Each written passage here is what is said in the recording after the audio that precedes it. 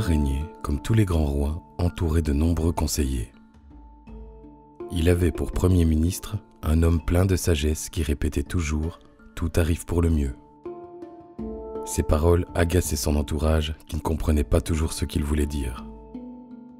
Un jour, en chassant, le roi se trancha accidentellement le petit doigt. Fou de douleur, il retourna au palais en tenant sa main blessée. Lorsque la plaie fut pansée, le premier ministre, venu prendre des nouvelles du roi, lui dit « Sire, ne vous désolez pas pour la perte de votre doigt, car tout arrive pour le mieux. » Le roi, déjà de fort mauvaise humeur, devint furieux en entendant ces paroles. Il ordonna à ses gardes de jeter immédiatement le ministre en prison. Quelques jours plus tard, le roi repartit seul chasser dans la forêt.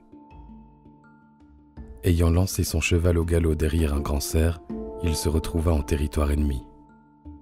Un silence lugubre régnait dans la forêt sombre.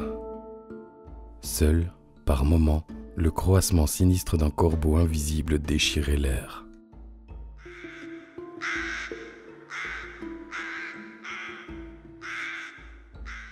Alors qu'il s'apprêtait à faire demi-tour, le roi fut capturé par des guerriers féroces.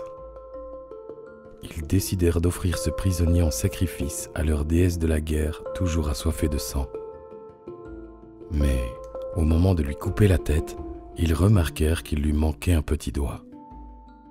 Seuls les hommes en pleine santé étaient jugés dignes d'être sacrifiés.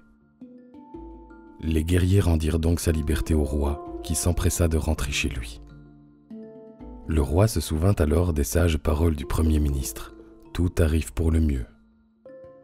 Il se rendit compte qu'il ne s'était pas coupé le doigt par mégarde. Les guerriers lui auraient assurément tranché la tête.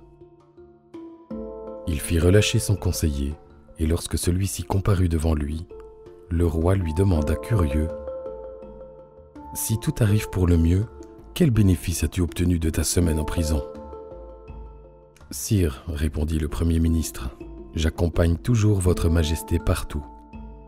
Si vous ne m'aviez pas fait enfermer, je vous aurais suivi à la chasse et j'aurais été capturé avec vous. On vous a épargné grâce à votre blessure, mais moi, on m'aurait certainement coupé la tête à votre place. C'est pourquoi, sire, bien souvent, il nous faut regarder au-delà des mésaventures de la vie. Et même si elles nous désolent sur le moment, gardez confiance, car tout arrive pour le mieux. »